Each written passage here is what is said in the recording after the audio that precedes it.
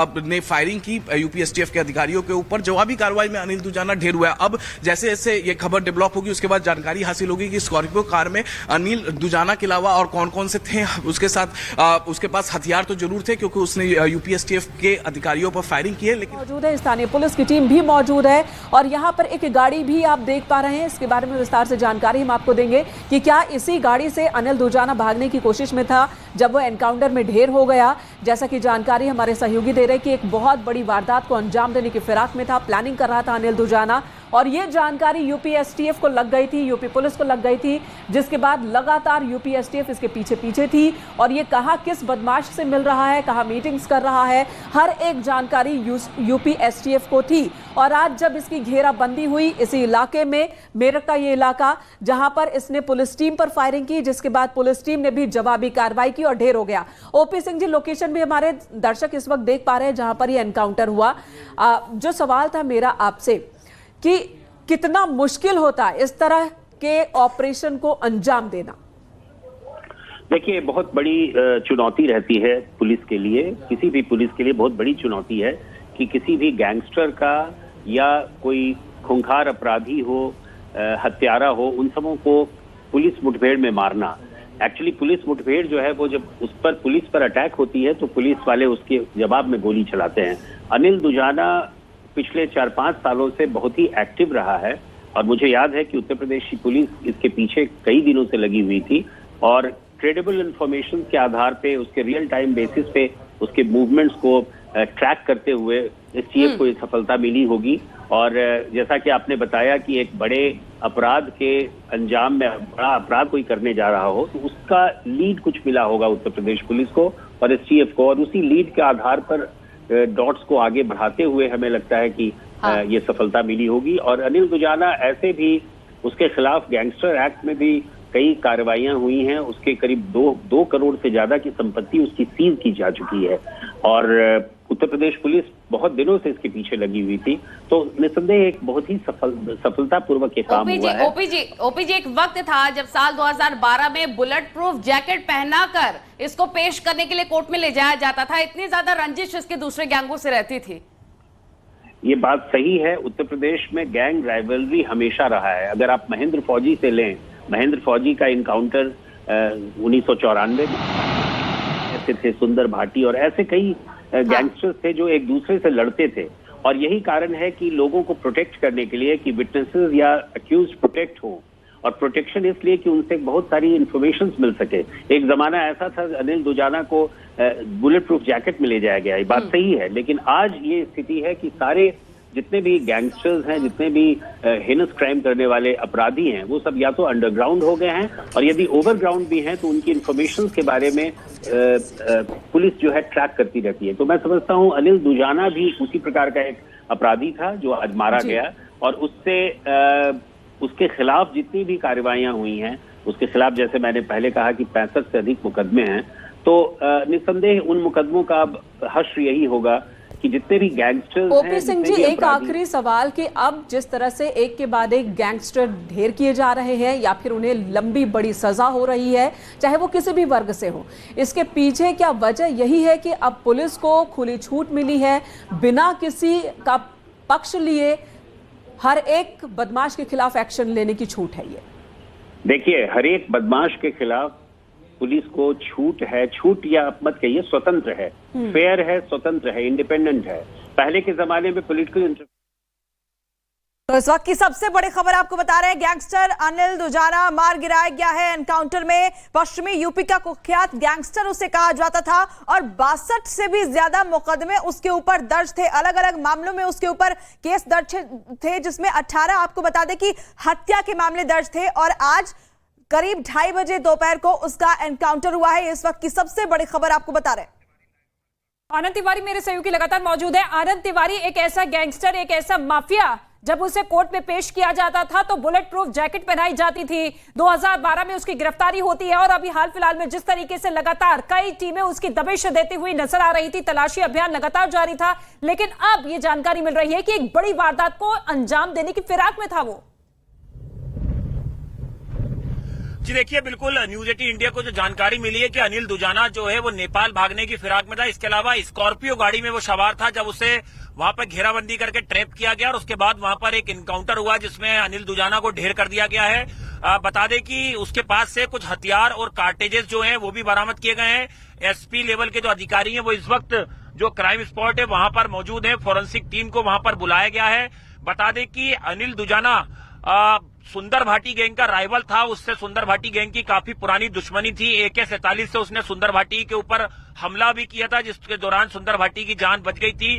तो लगातार जो अनिल दुजाना था उसे दिल्ली पुलिस की क्राइम ब्रांच ने भी करीबन 1.5 साल पहले एक आपराधिक मामले में गिरफ्तार किया था जब वो जेल से बाहर आया था। और अभी बता रहे हैं कि वो पैरोल पर बाहर आया था जब वो किसी बड़ी वारदात को अंजाम देने की फिराक में था। लेकिन यूपी STF की जो मेरठ यूनिट है उसे इस बात की जानकारी मिली जिसके बाद वहां पर ट्रैप लगाया गया और मेरठ में इस इनकाउंटर को जो है वो अंजाम दिया गया है। तमाम अधिकारी जो है वो इस वक्त मेरठ में मौजूद हैं। लखनऊ से भी पूरे इस इनकाउंटर की तमाम जानकारी जो है वो सीनियर अधिकारी जो मौके पे जो टीम थी STF की उससे लगातार ले रहे हैं। अनिल दुजाना सर एनकाउंटर में ढेर हो गया है सर, मेरठ में ढेर हुआ है, क्या डिटेल्स हैं सर? अभी थोड़ी देर पहले ही ये जानकारी प्राप्त हुई है कि अनिल दुजाना जो एक ड्रेडेड गैंगस्टर है वेस्टर्न यूपी का और इस पर बहुत बड़ी संख्या में मुकदमे कायम हैं। ये जानकारी प्राप्त हुई है कि ये कॉन्ट्रैक्ट किलर भी था। 18 मर्डर के केसेस इस पर हैं। इसे STF की मेरठ यूनिट ने एक मुठभेड़ में मार गिराया है। बाकी डिटेल्स अभी अवेटेड हैं। डिटेल्स मिलने पर मैं आपको बाकी जानकारी दे सकूंगा। सर, स्कॉर्पियो कार में कौन कौन सवार था सर अनिल दुजाना पर जब उसने यूपी STF पर फायरिंग की है? अभी इसकी डिटेल्स अवेलेबल नहीं है। जैसे ही डिटेल्स अवेलेबल हो जाएंगी मैं आपको डिटेल्स उपलब्ध करा दूंगा। जैसे ही टीम से कांटेक्ट होता है और उनसे सारी जानकारी प्राप्त होती है मैं आपको अवगत करा सर, एक और जानकारी निकल कर सामने रखी कि निकाय चुनाव को भी प्रभावित करने की कोशिश कर रहा था अनिल दुजाना। ये सब के बारे में अभी मेरे पास कोई कमेंट्स नहीं है। जैसे ही बाकी डिटेल्स प्राप्त होती हैं मैं आपको डिटेल्स उपलब्ध। ठीक है sir, thank you sir. UP STF के ADG अमिताभ यश को आप सुन रहे थे जिन्होंने जानकारी दी कि किस तरीके से अनिल दुजाना को मार गिराया गया। हालांकि अभी शुरुआती जानकारी के मुताबिक ये पता नहीं चल पाया है कि कितने लोग उस गाड़ी में सवार थे और कहां पर उसने पहली फायरिंग यूपी STF के ऊपर की थी। लेकिन जाहिर तौर पर STF के लिए ये एक बड़ी कामयाबी है, ऐसा अमिताभ यश का कहना है। बिल्कुल, एक के बाद एक माफियाओं को मिट्टी में तब्दील किया जा रहा है। जिस बात का जिक्र सदन में योगी आदित्यनाथ ने किया था कि उत्तर प्रदेश अब नए भारत का उत्तम प्रदेश बनता हुआ नजर आ रहा है और इसी कड़ी में एक और माफिया जो कि मिट्टी में मिल चुका है। यूपी STF की मेरठ विंग की तरफ से ये बड़ी कार्रवाई की गई है। अनिल दुजाना जो कि 2 तारीख को जेल से रिहा होता है, लेकिन बाकी अलग अलग मामलों को लेकर उस पर यूपी STF की टीम लगातार नजर बनाए हुए थे और ऐसे में मेरठ में जब उसकी लोकेशन का पता चला तो तुरंत पूरी प्लानिंग के तहत टीम वहां पर पहुंची और इसे मुठभेड़ में मार गिराया गया है। और सीधे रुक कर लेते हैं हमारे सहयोगी अमित सिंह का जो इस वक्त हमारे साथ लाइव जुड़ गए हैं। अमित, और क्या जानकारी मिल पाई है? ये भी खबर है कि वो कुछ दिनों पहले ही रिहा हुआ था और अपने गवाहों को, जो केसेस में गवाह थे, उनको धमकाने के लिए पहुंचा था। जी हाँ, बिल्कुल। देखिए, 18 से ज्यादा हत्या के केसेस जो है वो अनिल दुजाना पर दर्ज है। तो इसी बात से अंदाजा लगाइए, जब भी पुलिस उसे कोर्ट में पेश करती थी तो बाकायदे उसे बुलेट प्रूफ जैकेट पहना कर लेकर जाया जाता था, क्योंकि पुलिस भी जानती थी कि अनिल दुजाना जिस तरीके से कुख्यात अपराधी है, जिस तरीके से पश्चिमी उत्तर प्रदेश में उसका गैंग चलता है, तो जाहिर तौर पर जो राइवल गैंग होंगे वो भी अनिल दुजाना को मारने की कोशिश करेंगे। तो ऐसे में पुलिस बाकायदे बुलेट प्रूफ जैकेट पहनाकर अनिल दुजाना को कोर्ट में पेश करती थी। फिलहाल जो जानकारी निकल कर आ रही है सामने कि अनिल दुजाना स्कॉर्पियो कार में सवार होकर वो मेरठ पहुंचा था। यूपी STF की जो टीम है वो पहले से ही घात लगाकर बैठी हुई थी। यूपी STF की टीम को मुखबिरों के द्वारा जानकारी मिली थी, इनपुट मिली थी कि अनिल दुजाना वहां पर पहुंचने वाला है, जिसके बाद अनिल दुजाना की घेराबंदी की जाती है। वो घेराबंदी में अनिल दुजाना को यूपी STF के जो अधिकारी थे उन्होंने कहा कि घेराबंदी हो चुकी है, लिहाजा वो अपने आप को सरेंडर करे, लेकिन अनिल दुजाना ने फायरिंग कर दी। अब फिलहाल स्कॉर्पियो कार में अनिल दुजाना के साथ और कौन कौन से अपराधी थे, उसके पास से कौन कौन से हथियार बरामद हुए हैं, इस सब बारे में अभी जानकारी हासिल करनी है। फिलहाल जो यूपी STF के चीफ हैं निकल कर सामने रखे कि निकाय चुनाव को भी प्रभावित करने की कोशिश कर रहा था अनिल दुजाना। ये सब के बारे में अभी मेरे पास कोई कमेंट्स नहीं है। जैसे ही बाकी डिटेल्स प्राप्त होती हैं मैं आपको डिटेल्स उपलब्ध। ठीक है sir, thank you. UP STF के चीफ को आप सुन रहे थे। उन्होंने कहा कि बाकी डिटेल्स आने वाले वक्त में दी जाएगी, लेकिन अभी प्राथमिक तौर पर यह बताया गया है कि कैसे अनिल दुजाना को ढेर किया गया है, कैसे वो लगातार अपनी लोकेशन बदलता हुआ नजर आ रहा था। अनिल दुजाना जिस पर लगातार इनाम की राशि बढ़ाने की बात कही गई थी, नेपाल भागने की फिराक में था अनिल दुजाना। ये आपको बता दें, गवाहों को लगातार धमकी दे रहा था अनिल दुजाना, क्योंकि 18 से ज्यादा हत्या के मामले दर्ज थे और 60 से ज्यादा कुल मामले दर्ज थे, जिसमें वसूली, जमीन कब्जा और कब्जा छुड़वाने के लिए किस तरीके से लोगों को डराया जाता था, धमकाया जाता, ये तमाम ऐसे मामले थे जो कि सीधे तौर पर अनिल दुजाना पे दर्ज थे। तो देखिए, इस पर 62 से ज्यादा केसेस दर्ज थे। हमारे सहयोगी आनंद तिवारी हमारे साथ इस वक्त जुड़ गए, सीधे उनका रुख कर लेते हैं। आनंद, लगातार गवाहों को धमकी दे रहा था, लेकिन जानकारी क्या मिली थी यूपी एसटीएफ को, अगर आप बता पाए क्या इनपुट्स मिले थे उसकी लोकेशन को लेकर, और क्या कुछ डिटेल अभी तक इस पूरे एनकाउंटर को लेकर सामने आ पाई है? देखिए, यूपी पुलिस लगातार एक मिशन पे काम कर रही है कि उत्तर प्रदेश को क्राइम मुक्त बनाने के लिए जो भी अपराधी हैं, चाहे वो छोटे अपराधी हैं या बड़े गैंगस्टर हैं, उनकी हर गतिविधि पे नजर रखी जा रही है। 1.5 साल पहले जब दिल्ली पुलिस की क्राइम ब्रांच ने अनिल दुजाना को गिरफ्तार किया था, उसके बाद से जब वो जेल में था, और अभी जो जानकारी मिल रही है कि करीबन 1.5 महीने पहले ही वो जेल से जब बाहर आया था, तो उसकी तमाम गतिविधियों पे न केवल लोकल पुलिस बल्कि एसटीएफ की पैनी नजर थी। एसटीएफ को कुछ सीक्रेट इन्फॉर्मेशन मिली थी कि जो अनिल दुजाना है वो उसके खिलाफ जो लोगों ने गवाही दी है पुराने मामलों में, क्योंकि कई आपराधिक मुकदमे उसके खिलाफ लंबित है कोर्ट में, तो उन लोगों को वो धमकियां दे रहा है और वो कुछ गड़बड़ी फैलाने की मंशा जो है उससे अपने जो गैंग लीडर्स हैं उनको एकजुट करने की कोशिश कर रहा है। जिसके बाद एक सीक्रेट इन्फॉर्मेशन मिली कि अनिल दुजाना जो है वो हथियारों के साथ स्कॉर्पियो गाड़ी से किसी बड़ी वारदात को अंजाम देने के लिए जाने वाला है। जिसके बाद पुलिस ने उसे पहले रोकने की कोशिश की, वहां पर एक्सचेंज ऑफ फायर हुए हैं, जो जैसा जानकारी मिल रही है अब तक शुरुआत में।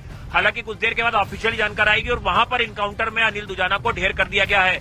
बता दें कि उत्तर प्रदेश में सुंदर भाटी और नरेश भाटी, ये 2 राइवल्स गैंग थे जिनकी काफी पुरानी दुश्मनी है और इन्होंने इनके कई शूटरों की गैंगवार में मौत हो चुकी है।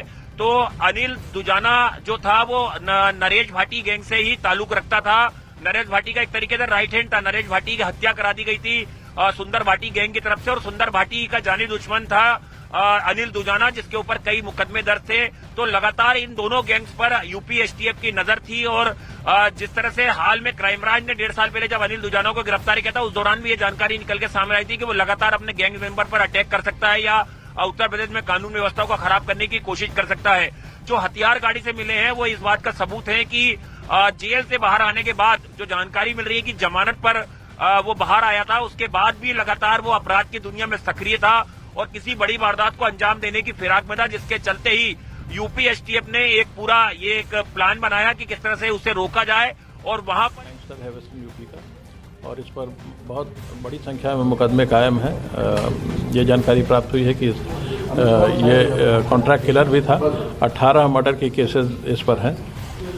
इसे एसटीएफ की मेरठ यूनिट ने एक मुठभेड़ में मार गिराया है। बाकी डिटेल्स अभी अवेटेड हैं। डिटेल्स मिलने पर मैं आपको बाकी जानकारी दे सकूंगा। सर, स्कॉर्पियो कार में कौन कौन सवार था सर अनिल दुजाना पर जब उसने यूपी एसटीएफ पर फायरिंग की है? अभी इसकी डिटेल्स अवेलेबल नहीं है। जैसे ही डिटेल्स अवेलेबल हो जाएंगी मैं आपको डिटेल्स उपलब्ध करा दूंगा। जैसे ही टीम से कांटेक्ट होता है और उनसे सारी जानकारी प्राप्त होती है मैं आपको अवगत करा। सर, एक और जानकारी निकल कर सामने रखी कि निकाय चुनाव को भी प्रभावित करने की कोशिश कर रहा था अनिल दुजाना। ये सब के बारे में अभी मेरे पास कोई कमेंट्स नहीं है।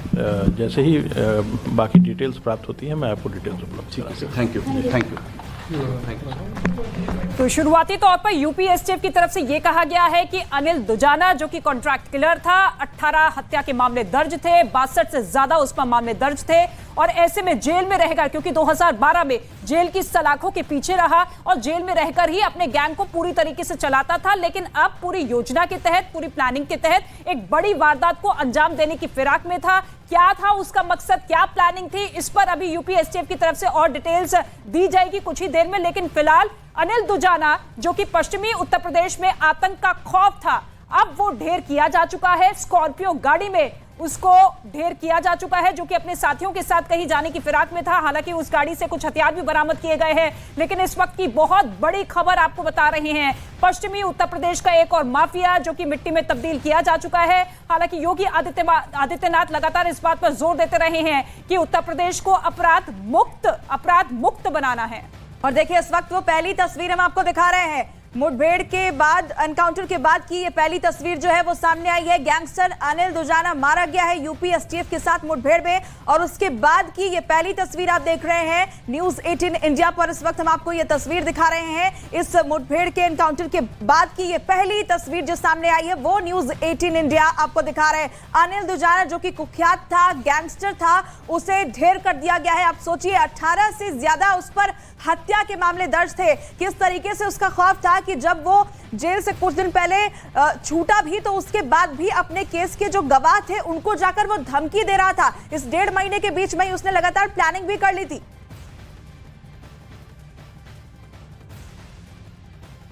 17 के बाद